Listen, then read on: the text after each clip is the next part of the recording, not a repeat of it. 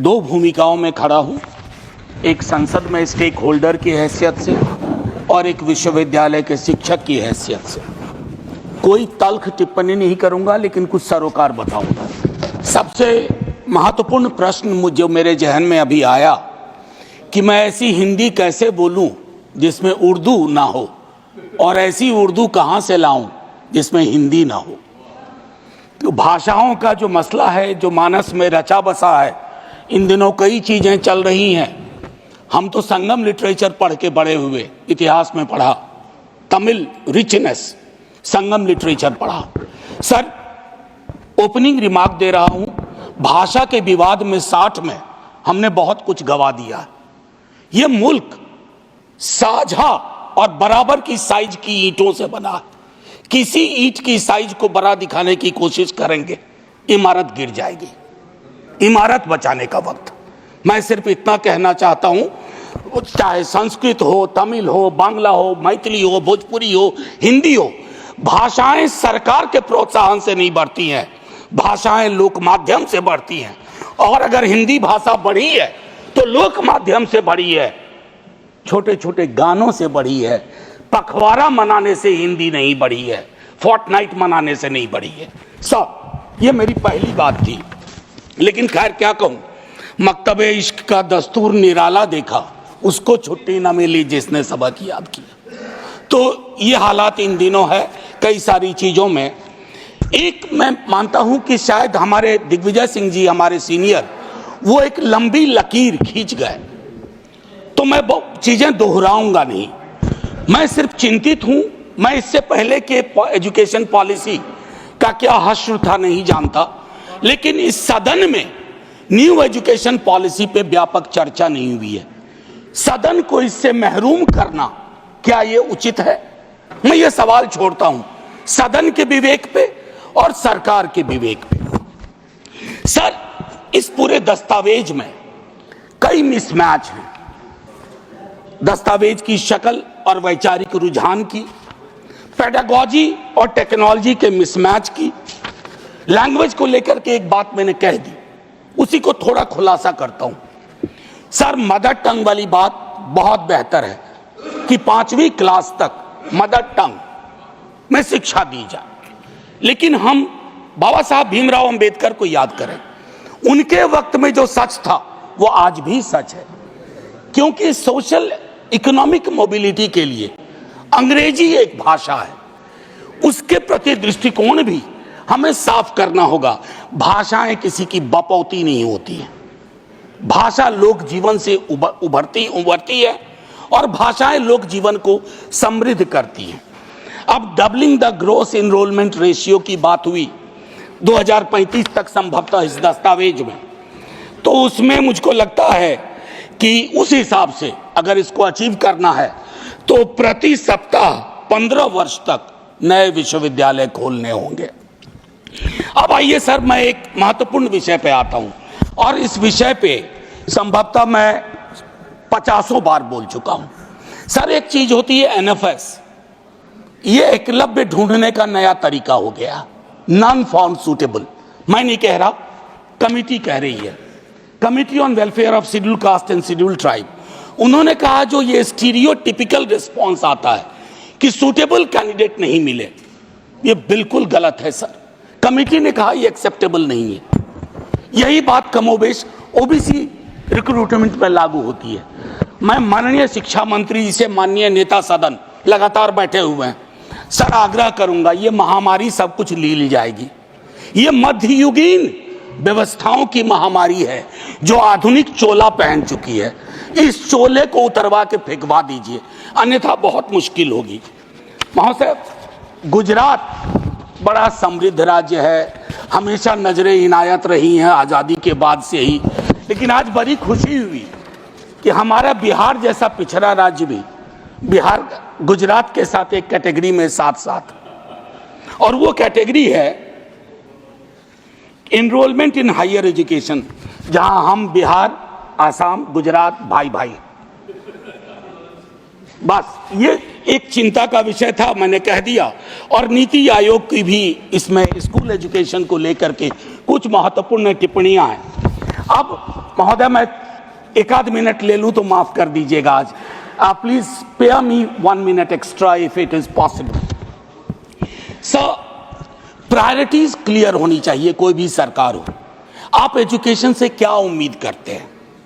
वो जो पैलिम सेट की बात की थी ना ऋतव्रता ने, वो हमारा एक नजीर होना चाहिए। और मुझको लगता है कि सार्वजनिक क्षेत्र के विद्यालयों, मैं एक सरकारी स्कूल का पढ़ा हुआ हूं,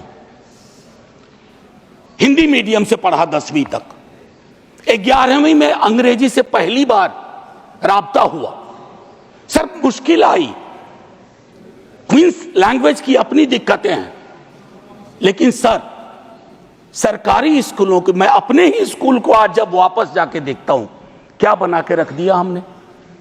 मुझे निजी क्षेत्र को के खिलाफ मत समझा जाए, लेकिन एक संतुलन होना चाहिए। दुनिया के तमाम उन देशों ने एजुकेशन और हेल्थ में सबसे अच्छा किया है जिन्होंने सार्वजनिक क्षेत्र के को बढ़ोतरी दी है, उसको प्रोटेक्ट किया है। एनटीए के बारे में कई दफा बोल चुका हूं सर। ये कोचिंग इंस्टीट्यूट के, मैं संसदीय गैर दामाद, असंसदीय तो नहीं है ना, मैं पूछ लेता हूं पहले ही, नहीं तो दूसरा शब्द दूंगा। हाँ, रिश्तेदार की तरह व्यवहार करना। कोचिंग इंस्टीट्यूट फ्लरिश कर रहे हैं, बार बार परीक्षा पैटर्न, पेडागोजी, सिलेबस में बदलाव, बच्चों को हमने गिनी पिग्स बना के रख दिया। मैं दिल्ली विश्वविद्यालय में हूं सर, नामांकन की पद्धति बदल गई है, लेकिन मैं देख रहा हूं अब 8वीं 9वीं क्लास से बच्चा स्कूल एजुकेशन को छोड़ करके एनटीए की कोचिंग ले रहा है कि सीयूईटी क्वालिफाई करना। ये स्ट्रक्चरल प्रॉब्लम है। बस सर 1 मिनट। शिक्षा के संस्थान वैचारिक युद्ध क्षेत्र हो गए हैं सर।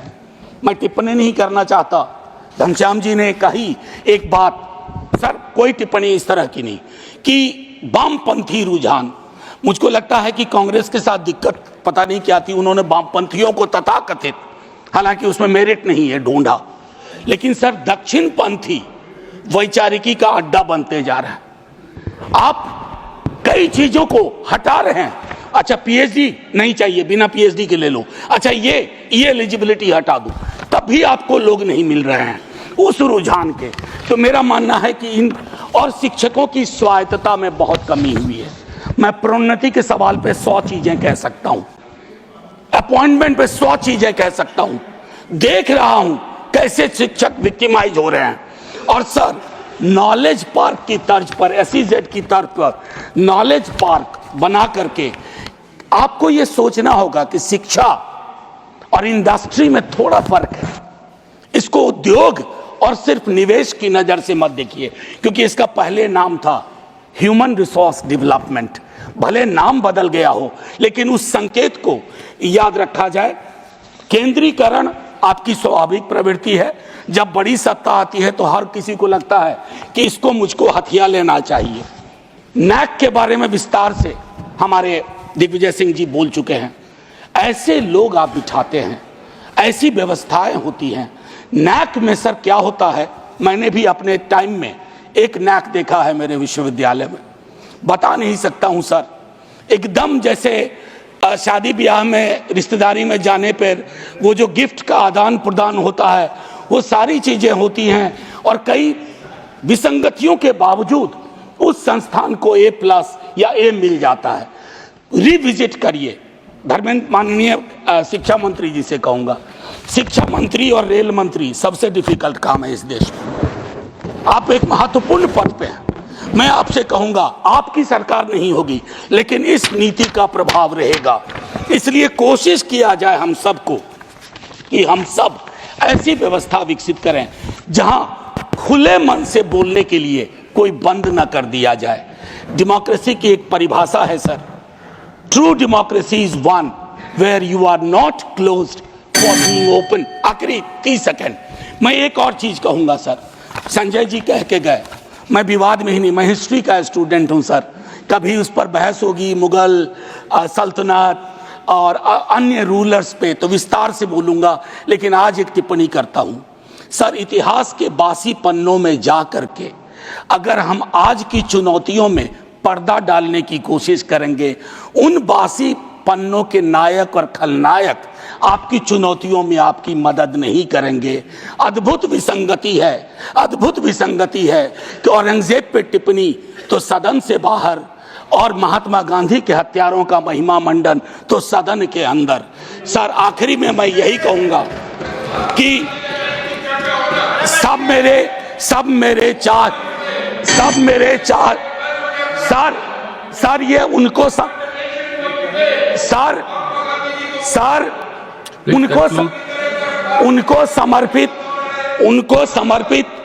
उनको समर्पित जिन्होंने वो उर्दू पे कुछ अल्फाज पेश किए थे। सब मेरे चाहने वाले हैं, मेरा कोई नहीं। सब मेरे चाहने वाले हैं, मेरा कोई नहीं।